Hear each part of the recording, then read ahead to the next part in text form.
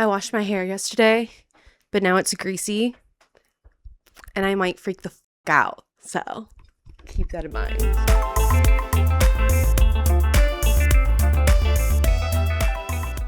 So you turn 20 and you realize it's less like Friends and more like Malcolm in the Middle. Life is truly unfair. My name is Dani, and today I will be your guide into understanding loneliness in your 20s and hopefully coming up with ways to combat it. This will be a culmination of my failures and my successes over my 20s. I am 27, so keep that in mind. I know nothing, but I know a lot more than I did when I graduated college at 22 years old. Picture this. It's 2021. It's a pandemic. I graduate college. I instantly get a job as like a news producer overnight, move to a new city, working nights.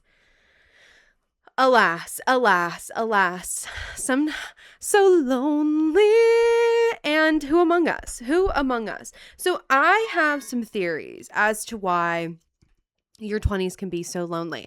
And this is just to give you guys some comfort in understanding that you're not alone in this, number one. And if you feel lonely in your 20s, it's not because you did anything wrong. I think sometimes you'd be like, oh, I'm not where I am, where I thought I'd be in life, or I'm not, or I don't have this, and it's because I did something wrong, or I have some sort of moral failure. And I don't think that that's true. I just think that your 20s are a weird time. It's just a weird and awkward time. That being said, if you go to college, if you're on that pathway, right, you are going from preschool to elementary school, middle school, high school, college, and then just suddenly thrown into the world. And removing that structure of meeting people through classes or I don't know, in the dining hall or at clubs or through your sorority or at parties kind of gets tossed out the door because suddenly you're going to work every day and your coworker is somebody 10 years older than you or somebody 20 years older than you, and then maybe like two people your age. I got really lucky that I started working with people very close in age to me because who else would be working at 1 a.m? But I know many people who you work at home nowadays and you aren't able to have that same day-to-day connection, and especially with people your age and the way that you did at school. So that's going to make you feel a little lonely. I also think that because of that, your 20s also replicate middle school vibes, dude. Middle school vibes. You feel uncomfortable and awkward, right? You have the quote unquote overachievers who are, getting married, having kids, selling cryptocurrency, starting an MLM. You have sort of like the late bloomers who quit their jobs, move to new cities and start over. Everybody's at a different pace. Some people are having babies. Do you know how many people are having babies? Like, that's crazy.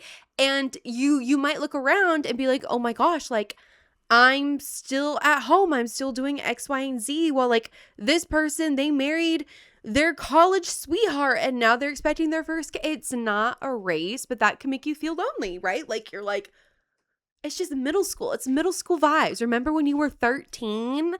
It's very similar. 13 is a lot closer to the experience of being 23 that I think that people really want to admit. It's a change in life. For a lot of people, it's the first time that you're kind of like left to your own devices truly. Love this game. In college, you had some structure, or you may have some structure. At home, you may have some structure. But when you are truly left to your own devices, you become fully in control of your social life and your well-being, and you might have a few breakdowns. Sometimes you have a few breakdowns, but it's a lot of change at once, especially if you didn't have that as a kid. Like I was very privileged to be a very sheltered child. which comes with some benefits and some losses. And some of the losses are like, yeah, when I had to set up my own electricity, I was like, God hates me in particular. And it's like, no, diva, sometimes you just you have to call the city. You have to call the city. And it's something that we all have to do. We all feel this way. We all do it. It's fine. Where's my treat? I've been a very brave little girl. New firsts, you're experiencing a lot of things for the first time. For me, it was like getting a new apartment, moving to a new city by myself, fully starting a new job, trying to communicate with like corporate people, going to new bar, like being like a full person. And that can be really overwhelming. New firsts can be hard. And you can feel like you're taking it all by yourself, like you're taking it all alone. If you are feeling that discomfort and that loneliness and that middle school energy, I think in the same way, like that's like a good sign, right? Like you are on the pathway to growth. You're having growth spurts. And with that, it's going to be uncomfortable. And that's what your 20s are about. Your 20s are for realizing that what you thought you wanted is not what you want anymore. What you thought were good goals are maybe like not what you want or need to be sort of shifted a little bit. And that's fine. That's normal. I think I really struggle with a permanence mindset where it's like, oh, now I live in Milwaukee. So now I'm going to live here forever. And now I just live in the Midwest and I blah, blah, blah. And it's like, this is just like a rung in a ladder. It's just a stepping stone. Nothing is forever. There is always opportunity to change. And of course, like if, there's caveats to everything. Don't like bean soup theory me. Don't pancake my waffles or waffles my pancakes. Like obviously, people who have to financially provide for their family or they don't have the means to travel or do whatever. Everybody has their own circumstance and I understand that, but your goals may change, your expectations may change. Would Taylor Swift, how did I know everything at 18 and nothing at 23 or whatever? And that's tea. Your 20s, it can be rough. I think one of the first and easiest steps to combating loneliness in your 20s is to maintain and invest in the current community that you may have or rebuilding that community, whether it's friends you made in college or friends that you've made in high school or even childhood. Like technology has now allowed us to sort of maintain those friendships and grow those friendships and nurture those friendships hundreds and thousands of miles away, right? So when I was in my early 20s, I had many friends from high school reach out to me and sort of be like, hey, like I would love to get a drink or rekindle, like now that we're adults, like let's talk, like let's do this. And that was really sweet and that was really wonderful. And some of those friends, it has now led to every year for the last 5 years, we're going on 6 years this year, we do a friendship retreat. And back when we all lived in Texas, we would like drive to Oklahoma or we would drive to other parts in Texas and like all rent an Airbnb together and spend a weekend together.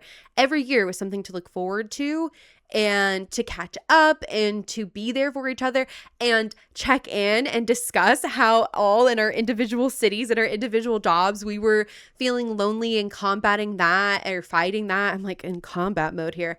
And it was a way to make new experiences. I think that sometimes when you have old friends and you just sort of do the same things over time or like, like have the same conversations or whatever, it's very important to have new experiences. So climbing Enchanted Rock or getting lost in the woods in Oklahoma. Like there's a lot of things that you can do with your friends. And in this day and age, like travel isn't something that is available for everyone. So something that also my friends we would do are like PowerPoint parties, which I know seems like it was a lot of fun to do like a PowerPoint party, get a Discord together. I also think something about maintaining your community is being a host, practicing what being a good host is. And If you want a village, be a villager. Paint your friend's house. Help them move. Bring them some food when they're sick. Reach out with them. Follow up with them. Stay curious with your friends. Like, how's work going? I know that you were struggling with X, Y, and Z coworker. How is that going? How's your boss? How's your mom? Stay curious with your friends. I think it's important to also like know what the needs of your friends are and also communicate your needs, because not every friend is going to need the same level of communication. There are some friends that I text all day every day, and then if there's like a few days that we aren't talking, I'm like, oh, they're going through something, and they'll get back to me. And then there are some friends that, like, I have one who pretty much we only check in when they work like a lot of events, and every time Dancing Queen plays at a wedding or a party or something, they'll send me a video because I love ABBA and they know that about me. And that's their way of being like, hey, I'm thinking about you. So you just kind of need to be aware of like the friends who need more communication and the friends who don't. And also like you, who you need more communication from and who you don't. Like, not every friend is going to be your closest friend, but it's also good to have a variety to tap into for miscellaneous needs that you may have in life. Sometimes when you're a single girl, you never know who you need to tap into for whatever reason, you know? It is 9 in the morning, and I am sitting outside of a Lowe's, going inside to be so very brave because my sunroof is stuck open. I got up to this point, put the key in, and I'm not strong enough to turn, and I don't own pliers. So I'm calling for backup because I've hit my limit. Maintaining that core community that you kind of already have there is going to allow that cushion and that blanket for when you are trying to build new community. You know that like you have people there that love you and care for you, and you can kind of be like, okay, so like I went to this new event, you know, I didn't really click with anybody, but I know that that's not like a me thing. Like, it's just a situation thing. Like, this just wasn't my situation.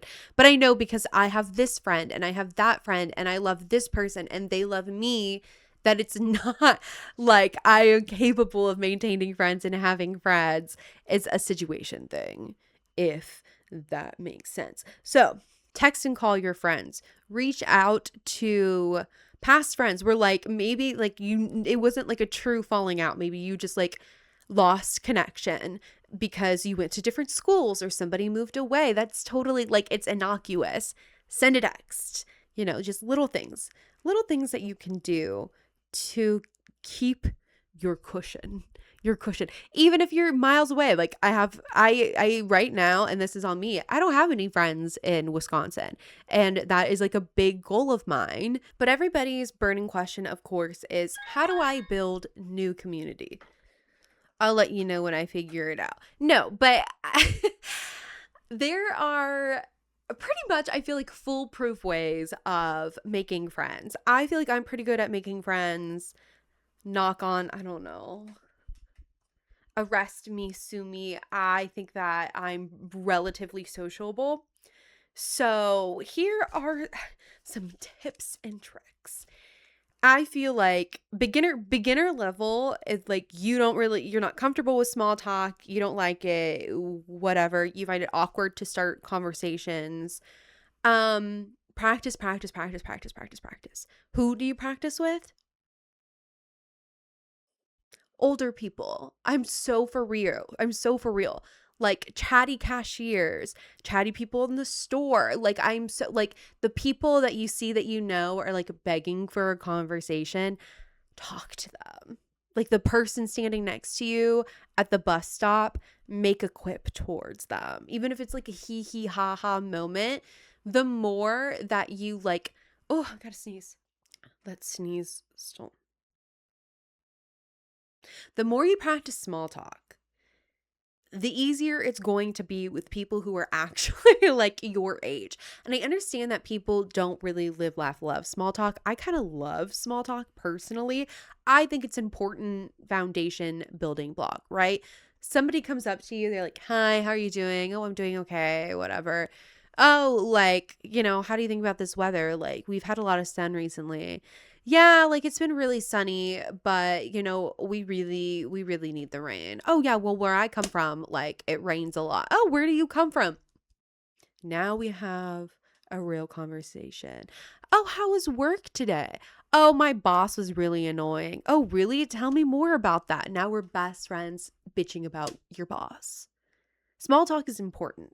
It's how we find ways to connect and they're jumping off points to real connection and real conversation, and not all the time. And if it's not, then it's like you don't have like real compatibility and real chemistry with that person, and that's fine.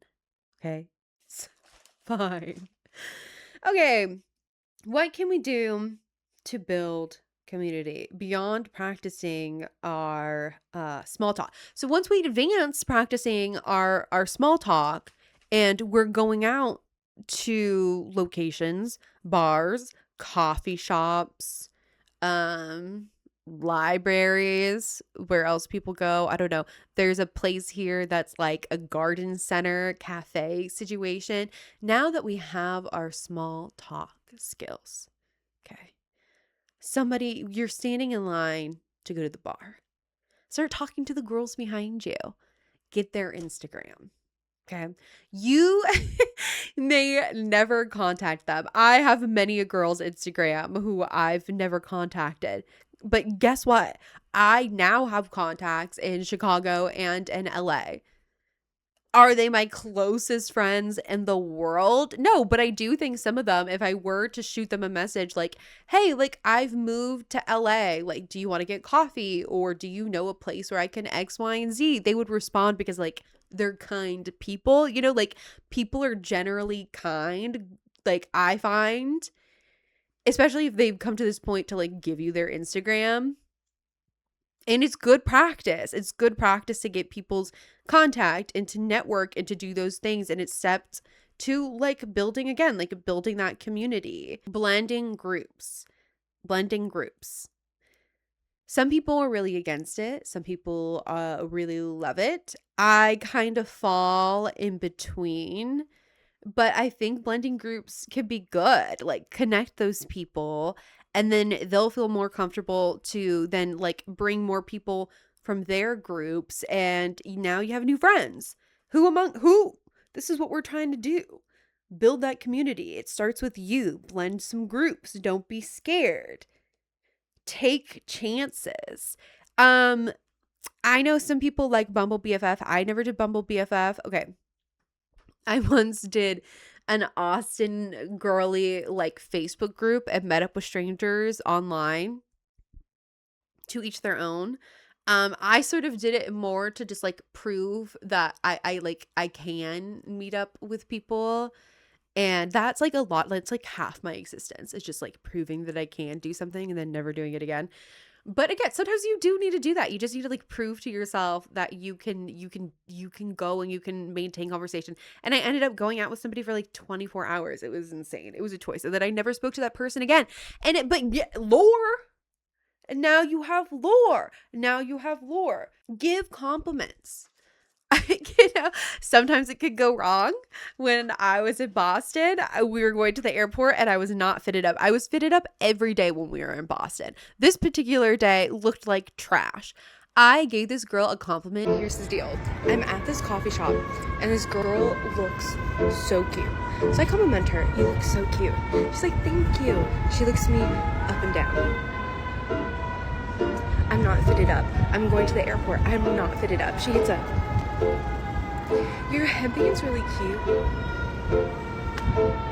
She wasn't being mean. She was being honest. And I'm gonna kill myself. It was horrible.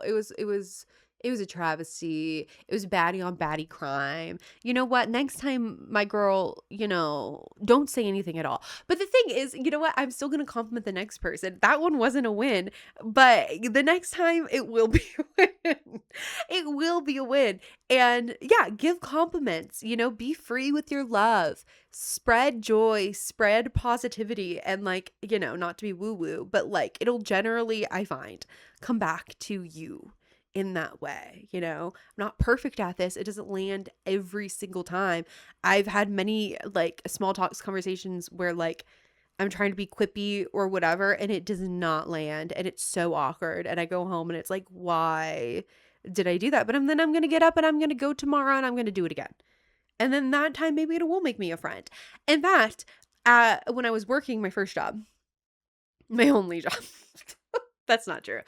There was a lot of young people there and it was sort of, I started in COVID that we were moving like sort of post COVID, whatever that means. And with permission from my managers, I sent out like a happy hour survey because I learned that they used to do happy hours and then they stopped because of COVID. And yeah, people thought it was weird. Definitely people sort of were making fun of me. But then I like made a happy hour and people went and I made like lifelong friends through that. Genuinely. And like nobody had ever done that. And like me, a 22-year-old, I'm like, yeah, like let's go to a brewery. Be bold, be brave, go out on a limb. Like you might get embarrassed. Like I once like was writing a crazy email and I wrote like an insane poem and I thought that it was going to go to like 15 people. It went to like hundreds of people. Like people the next day like came up to me and were like, "Girl, are you good?" Sometimes you got to be a little crazy. You got to be a little, bold and boisterous to build community and get things done.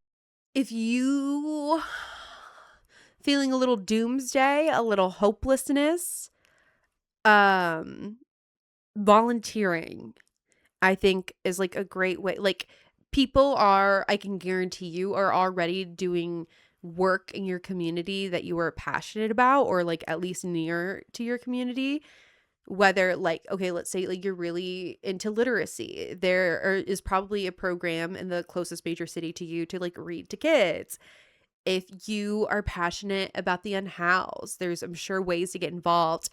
If maybe you want to volunteer with the Democratic Party or some anti-fascist movements in your neighborhood, be like there are no Republican choices here. You only support the left. Or you really love dogs. You want to go walk some dogs. You want to go help out in the library. You want to volunteer at polls. Like through supporting the things that you are passionate about, you are inevitably going to find people that you click and connect with. And also, like if you're feeling that doomsdayness, like the act of volunteering, right, is an act of taking a stand against that and actively fighting against fascism, to be honest. And that will feel good. And you're going to be connected with people through that. Additionally, you could take some classes, but I say volunteering because, right, that's free. And then I'm sure like check out free programs in your city. I know Milwaukee has a ton of festivals during the summer.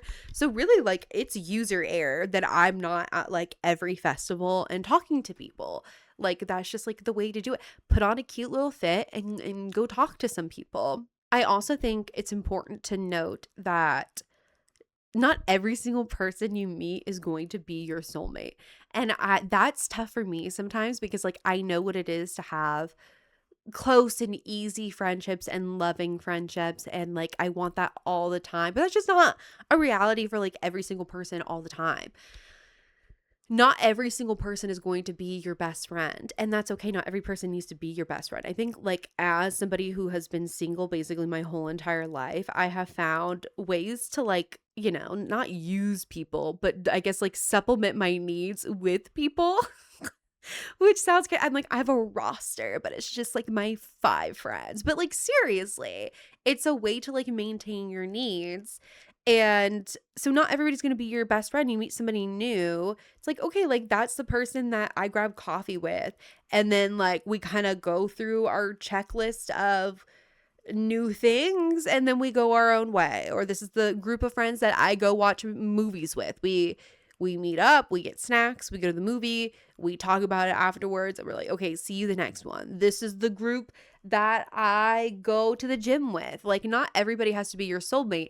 And through that, like, you know, they might invite you to, like, okay, the person that you always get coffee with, they're like, oh, I'm having a housewarming party, come over. So then you come over there, and then like their friend brings another friend and you meet them and you're like, no, wait, we click. I think that that's just like how, like, you have to take risks. Also, like, if you went to college, look at alumni lists in your city. That's like a way too. Like, I was in a sorority. There are many girls who I could reach out to, in like Chicago, who live in Chicago, who were in my sorority. So just like find like the least path, like the least paths of resistance towards building community. That's just some general ways that I have done and have attempted to build my own community, and it works. I think that it's like relatively foolproof. My last section, and I think perhaps the most important, being your own best friend. It's kind of like the cliche where it's like, how can you expect somebody to love you if you don't love yourself? And yeah, how do you expect to be somebody's friend if like you can't be your own friend? I, as a kid, like didn't have a ton of friends. Some of it was my fault, some of it was not my fault. So I kind of had to learn how to, I almost said play with myself. Whoa, learn how to entertain myself, to be bored, to build my own confidence, to become sure of myself. And that's the thing, is like when you spend a lot of time with yourself, like the horror, the thoughts and everything, like you really learn who you are and you can kind of stand firm in that. And I find that when you do, you more quickly will learn, like when you meet people, like, oh, this is a person for me and this is a person not for me, and that's okay. Like I think sometimes there can be like, oh, like this person doesn't like me, I must be bad. Like I struggle with that, maybe it's just OCD, where it's like there's no moral standing with that. Not everybody has to like you, you don't have to like everybody, it's chill, but you should like yourself. So how do we do that?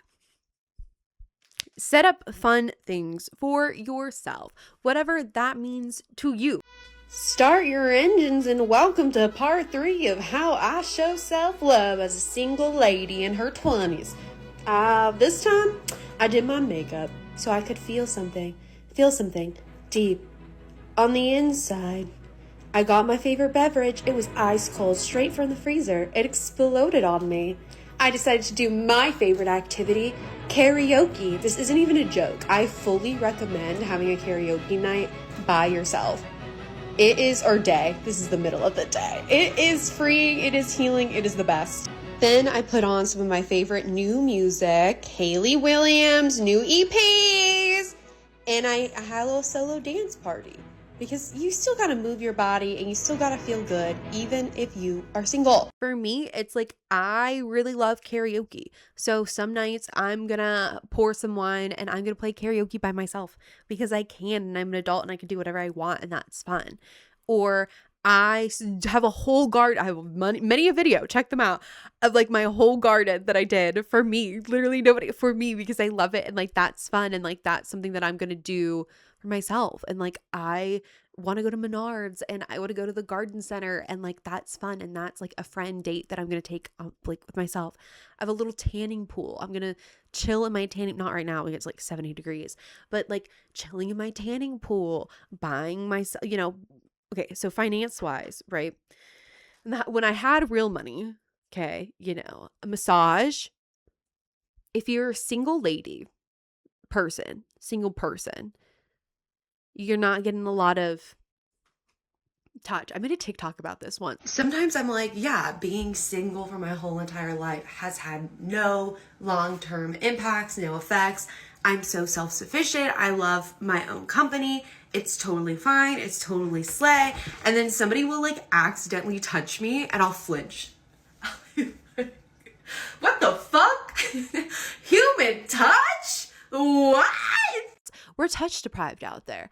It's okay. Be like that. My therapist said that we have to practice gentle, positive touch, whether that's putting on like lotion on yourself gently and being kind and being like practicing this sort of what's the word, mindfulness of like, this is my body, I am nourishing my skin, I love my body, thank you body, that sort of energy. Massages, that's gentle, kind touch. Expose yourself, it's good for the human body. You got to do what you got to do. But then it's like, okay, not big money finance things. Me right now, I love Ollie's, which is like a bargain outlet, kind of like Big Lots, but like a lot of things switch out. I just got like last winter's Dove body scrub for like $2. Um New lotion, new shampoo and conditioner, super discount. Sometimes I got I don't have it around me. I got colored pencils and coloring book. I got a new little cross stitch for like $2. This is like not all at once. I got this over like 2 months. But like all under $5. I try to keep it. Aldi's right now, because they're going to back to school, they're not having great Aldi finds, but sometimes the Aldi finds are really fun to go through. And even if it's just like window shopping, those are fun little friend things to do with yourself. And then it's also like you're gonna treat yourself, like with the body scrub. Now I have a nice little body scrub to do like a full body shower and like do the full thing, and then maybe put on a movie, set some mood lighting, make a drink or not make a drink, and watch the movie, play a video game, like take care of yourself. You need to fill your cup to be able to fill other people's cups, and like be your friend first and be curious about yourself. Like, what am I still the same person that I was? Do I still have the same interests? Do I like new music? Do I like new movies? Get new hobbies. Start a YouTube channel, start some TikTok channels. Like only you can prevent forest fires. Only you can prevent your loneliness, and that's part of it. Take yourself on little dates. They're not always going to be successful. Listen. Last year I took myself to Beyonce. Okay. I got lost in Chicago. First time ever doing a train system by myself. Got lost in Chicago. Got scared. Had to walk so much more. When they tell you that a city is walkable, that means that you are going to be walking. Like you have to walk. I didn't know. I was new to town. I didn't know. Stomping around in these little boots. I have them over there. They're super cute. They're like snakeskin. Got hella compliments. I looked so cute. Got so many compliments. Get to the show, finally get there, can't find my seat. The staffing was not great. There's a storm. I have a full panic attack. Trigger warning for emetophobia. Vom, because that's how all my panic attacks go. This lady looks at me. I'm like, no, I'm not drunk. I'm just having a panic attack. She's like, me too. I'm having a panic attack. It was horrible. Finally get to my seat. I'm like by myself, like been through war. At that time, I still vaped. So I was like just like hitting my vape, just like, take me to the key, like waiting for Beyonce. And at this point, it's like 10 p.m., mind you, because the storm. And this girl next to me, she's like hitting her weed pen, and the wind is making it come on me, and the wind is making it blow on me. And she goes, if this is blowing on you, might as well offer it to you. And I was like, oh my God, thank you. And then the people in front of me were really funny, and I got chatting with them. Like, it wasn't any like long-term friendships there, but like even the highs of lows. And I did it. And I did it. And I can say that I did it. And I did. And it was horrible. And it was scary. And it was like my fault. And I did it. And I did it. And it was dumb. And I did it. And now I have that under my belt. And the next time it will be easier, They're not all going to be wins. I took myself to a Monster House here in Milwaukee. That was so fun. I just went to the lake the other day. You got to take yourself on dates, leave the house. And those are opportunities to build a new community, to practice your small talk, to ask for people's Instagrams, to sign up. Like if you go see a comedy show, check out, like, do they do classes there? How much are they? Talk to people at the bar, do your thing, and you know what? And you may do all that and you may come home and you still feel lonely. And that's because, back to the beginning, it's not a race. Pace yourself, you know? It's also okay, I think, to like blow up your life. Like, it is a privilege to be able to blow up your life. But mind the permanent mindset. You're still so young, and people, like, don't get lost in the sauce of being like, my 20s or are it. I promise you not. My sister is 16 years older than me. She's thriving. I bet if I asked her and I was like, were you lonely in your 20s? She'd be like the one person be like, no, I was not. She's like, it was the early 2000s. I had my husband and I was partying in Houston. Why would I be lonely? That's what she would be. But she's now, like, she's in her 40s, thriving. I live with my uncle. He's in his 60s, thriving, At some point, it is just a mindset. And we all have our things. Like, I'm rocking that Zoloft. And that's a thing too when you come to adulthood. It's like taking responsibility, going to the doctor, getting your stuff done so that, like, you can be the best possible version of yourself emotionally, to then go out there and make connections. And that was my girlhood guide to loneliness in your 20s. I hope you found it helpful. If you want some more wisdom, I got a girlhood guide to having thick thighs during the summer, as well as preventing foot blisters. I also have many a guide to television series.